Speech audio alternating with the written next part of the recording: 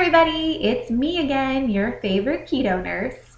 Today I'm going to talk with you about getting started, about what you need to be doing in order to get the body to start burning its own fat, what you need to be eating, and then just some things to expect your first couple of days.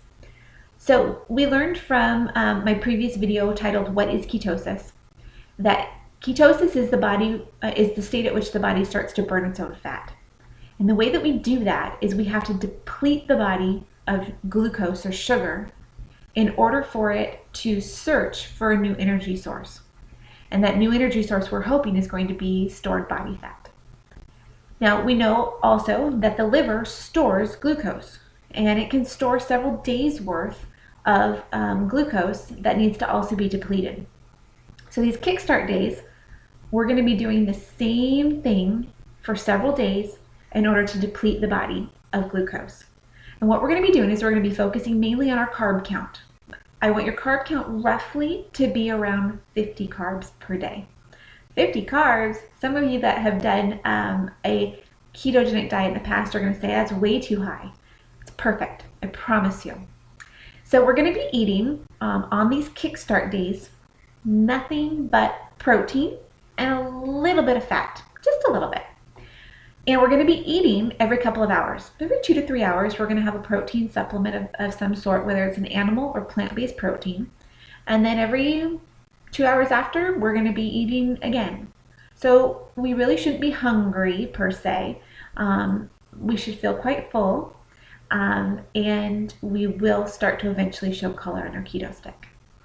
So I am going to put a list up of some animal as well as plant-based proteins. And then I've also, on my Instagram account, I've also listed some supplements, which I highly recommend. Some protein powders, some protein bars, some protein drinks. And I would really encourage you to find one that you like. You can buy them at Target, Walmart, Costco, any place that really sells food. You should be able to find one of the ones that I've listed for you. So a couple of things that I want you to keep in mind as well over these first couple of kickstart days. And I wrote some notes down, so forgive me if you see me looking at my phone. Some patients suffer from what what people have called the keto flu. And the keto flu is just something that happens on a lower carb diet. It's kind of the body's resistance to going into its fat stores because it's so reliant on sugar. So some patients will say that they get a little tired, a little brain fog. Some patients will even complain of a headache. These are all not very fun to deal with, but they're all wonderful signs. They mean that the body is starting to actually turn itself over into a fat burning state. So if you can power through them, I promise you there's a light at the end of the tunnel, and you will see results. Typically those symptoms, if you have them at all, become the most severe right before the body decides to dump ketones into your urine. It's right before the body decides to go ahead and go into its fat stores. So know if you're feeling kind of icky, you're doing a good job and you're right on track as well. Another thing I want to talk with you about is nutritional kind of deficits that you might have. Because we are going to be doing nothing but protein on these first kickstart days, no fruits, no vegetables, no grains, I really want to emphasize that you need a good multivitamin. I know for a fact that we're going to deplete you of some of those, what we call micronutrients, and you need to be able to replace them during this time.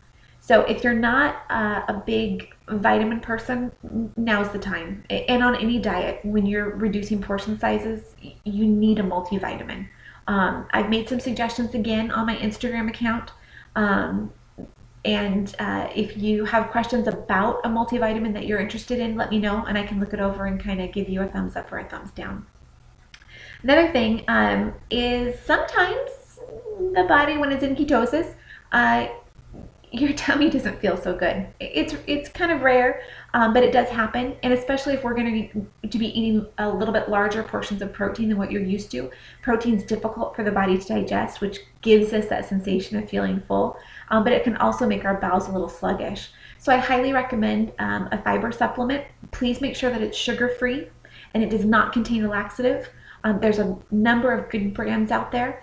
Find one that you like and just start taking it as soon as you can.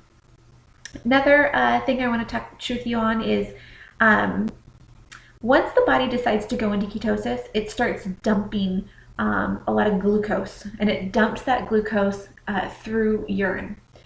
And you're going to notice that you will be using the restroom a little bit more frequently.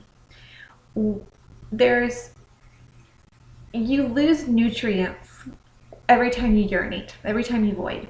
And there is the probability and possibility of losing some electrolytes that you need in order to make you feel good. So what I usually recommend to patients, it's pretty simple. The biggest nutrient that most patients do kind of notice of is sodium or salt. They say, I'm not feeling so good. Yeah, it's very common. I want you to increase your salt intake just a hair.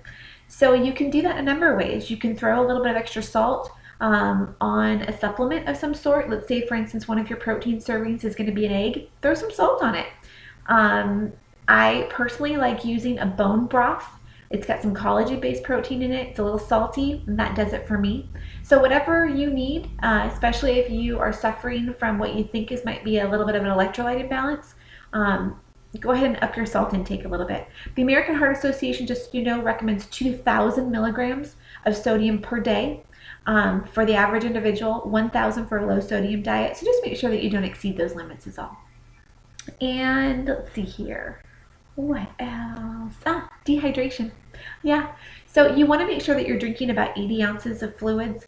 Some patients say, I'm a little more comfortable at 60 ounces. I'm fine with that, but I am going to try and have you push a little bit higher.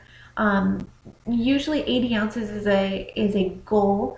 Some patients say 80, I'm always at 100 ounces. That's fine. Wherever you're at right now, if it does exceed that 80 ounce mark, feel free to continue that. But know that when your body starts dumping this glucose and then eventually ketones, and you start to increase when it comes to urination, you need to be able to replace that fluid. It helps protect your kidneys.